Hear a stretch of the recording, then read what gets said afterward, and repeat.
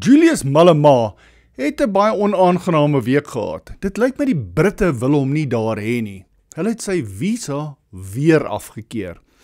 En vir die mense wat nie weet van die eerste keer toe sy visa afgekeur is nie, dit was op die 7de Mei gewees, waar hy veronderstel was om Britannia toe te gaan om 'n klomp karakters aan te spreek by die University of Cambridge. Hy is blykbaar uitgenooi om 'n toespraak daar te kom lewer. En hulle het daar gesê, jammer, jy kan nou nie Britannia toe kom om hierdie mense aan te spreek nie, want jou visa is nie goedgekeur nie. Blykbaar op die 7de, op die dag wat hy moes vertrek. Daarna het die Britse hoogkommissaris in Suid-Afrika, 'n ene Anthony Philipson, vir hom om verskoning gevra. En hy het 'n brief gestuur aan die visie-president van die EFF, Godrich Gardee, en vir hom gesê, hy moet asseblief vir meneer Julius Malema vra vir om verskoning. Dit is 'n administratiewe fout gewees. Maar, toe hy nou weer aansoek gedoen het vir 'n visa, om nou Britannia toe te gaan, maar hulle het nou nie gesê hierdie keer waarom hy soontoe wil gaan nie.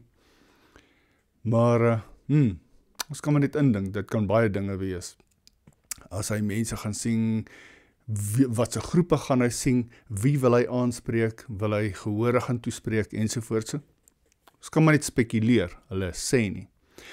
En blykbaar op die 17de Junie is sy visa nou weer afgekeur deur die British Home Office.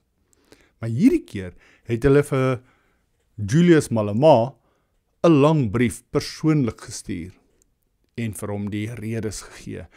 Onder andere omdat hy Hamas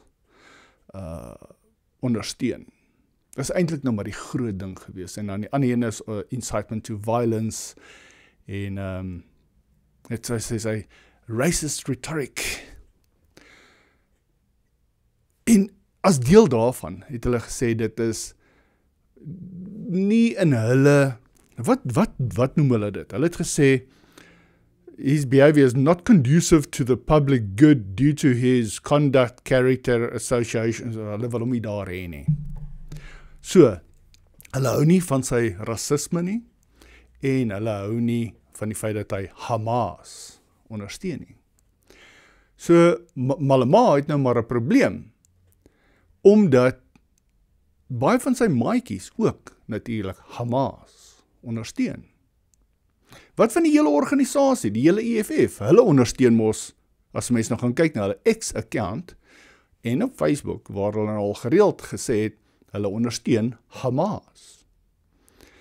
En hulle bring toe 'n public statement uit op die 19de Junie, waarin die EFF sê, maar dis onregverdig, en ons het geweet, daar's 'n political ban wat op ons gemik word, ensovoorts, en die Britse kommissaris en die British Home Office, soos hulle sê, het die hele Kill the Boer song en stories misverstaan of gemisinterpret. Maar snaaks genoeg, as mense nou gaan kyk na die oorspronklike brief, wat beskikbaar is ons op die hulle X-account, snaaks genoeg. Hulle het die hele brief net so daar opgesit, so jy kan dit self gaan lees op die Economic Freedom Fighters se X-account, en vir jouself gaan sien wat hulle daar gesê het. En hulle noem nie in daai brief een keer die Kill the Boer song nie. Dit is die EFF wat het self in hulle statement gesit het. Maar hulle sien niks daarmee fout om Hamas te ondersteun nie. Maar nou vra ek vir jou, is hierdie brief dalk 'n aanduiding of 'n waarskuwing ook aan ander lede van die EFF, en dalk selfs die ANC, of die ander groepe, maatjies van die ANC, EFF, ensovoorts, wat ook Hamas ondersteun. As julle dalk wil oorsee gaan, Britannia toe, en julle gaan doen aansoek vir 'n visa, kan die British Home Office vir julle dalk ook laat weet that you're not welcome, you're not conducive to the public good due to your conduct, character, associations, ja, ensovoorts. Ons gaan maar moet sien, ons gaan kyk wat gebeur in die toekoms, want what's good for the goose is good for the gander, soos hulle sê. En ek hoop dat die Britte mooi begin kyk na mense wat inkom in Britannia in. Dit lyk my die ondersteuning van iets soos Hamas is 'n probleem. So ek weet van 'n paar mense van Suid-Afrika af en ander dele van die wêreld wat dalk 'n probleem gaan hê.